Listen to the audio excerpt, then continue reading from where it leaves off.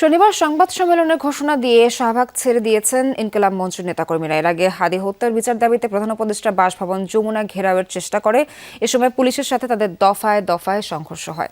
পরিস্থিতি নিয়ন্ত্রণে tear shell, sound grenade নিক্ষেপ করে পুলিশ। সংঘর্ষে ইনকিলাব মঞ্চের জাবের, ঢাকা ৮ আসনের স্বতন্ত্র প্রার্থী মহিউদ্দিন রনি ও রাকসুর জিএস আম্মার সহ আহত হয়েছে অর্ধ শতাধিক। ঢাকা মেডিকেলের পরিচালক ব্রিগেডিয়ার জেনারেল আসাদুজ্জামান জানিয়েছেন, আহতদের প্রাথমিক চিকিৎসা দিয়ে ছেড়ে দেওয়া হয়েছে। ওসমান হাদির হত্যার নিরপেক্ষ তদন্তের দাবিতে শাহবাগ হোটেল ইন্টারকন্টিনেন্টালের সামনে ইনকিলাব মঞ্চের অবস্থান কর্মসূচি। এক পর্যায়ে ব্যারিকেড ভেঙে প্রধান উপদেষ্টার বাসভবন যমুনার দিকে যেতে চাইলে পুলিশ বাধা দেয়। শুরু হয় ধাওয়া পাল্টা ধাওয়া। পুলিশ প্রথমে তাদের উপর জলকামান ব্যবহার করে, পরে সাউন্ড গ্রেনেড ও কাঁদনে গ্যাস নিক্ষেপ এবং লাঠিচার্জ করে।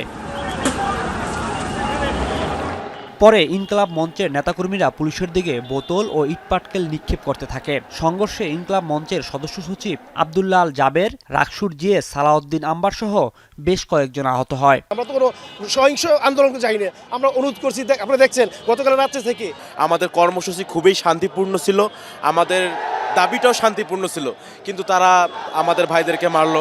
সংঘর্ষের পর হোটেল ইন্টারকন্টিনেন্টালের সামনে যান ঢাকা ৮ আসনের এনসিপি প্রার্থী নাসিরউদ্দিন পাটোয়ারি। পরে মিছিল শেষে তিনি আহতদের দেখতে যান ঢাকা মেডিকেলে। এভাবে জল কামান, রাবার বুলেট তাদের উপরে নিক্ষেপ করা হলো, এটা ন্যাক্কারজনক। বাংলাদেশে ইনকিলাব মঞ্চের আর কোনো একটি কর্মীর উপরে যদি ন্যূনতম কোনো আচরণ পড়ে, পুরো ঢাকা অচল করে দেওয়া হবে। ঢাকা মেডিকেলের পরিচালক জানান, ৬০ জনের মতো আহত হয়ে এসেছে। তাদেরকে প্রাথমিক চিকিৎসা দিয়ে ছেড়ে দেওয়া হয়েছে। আহতদের মধ্যে কেউ গুলিবিদ্ধ নেই। আমরা কোনো গুলিবিদ্ধ রোগী এখন পর্যন্ত পাইনি। এই রোগীগুলোর মধ্যে প্রায় ৩০ জনের মতো আমরা পেয়েছি এক্সটার্নাল ইনজুরি আছে, যাদের স্কাল্প ইনজুরি, যখন ফেসে ইনজুরি বা বডির বিভিন্ন জায়গায় পায়ে ইনজুরি। এদিকে রাতে শাহবাগে ইনকিলাব মঞ্চের সাথে পুলিশের আরেক দফা সংঘর্ষ হয়েছে।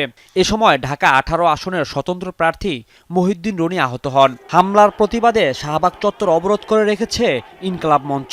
হত্যার বিচার এবং আমাদের আম্বার ভাই সহ জাবের ভাই যাদের উপর হামলা করেছে সবার সুস্থ বিচার চাই। নির্বাচন হবে, বিচার হবে না, এটা হবে না, তা হবে না, আমরা দিব না। আমরা ইন্টারনেটকে স্পষ্ট বার্তা দিতে চাই, এই জমিনে এই নির্বাচনের আগে আমাদের হাদিবার বিচার লাগবে। এর আগে বৃহস্পতিবার দিবাগত রাতে হোটেল ইন্টারকন্টিনেন্টাল মোড়ে অবস্থান নিয়ে আন্দোলনের কর্মসূচি ঘোষণা করে ইনকিলাব মঞ্চ। রাজীব আহমেদ, যমুনা নিউজ, ঢাকা।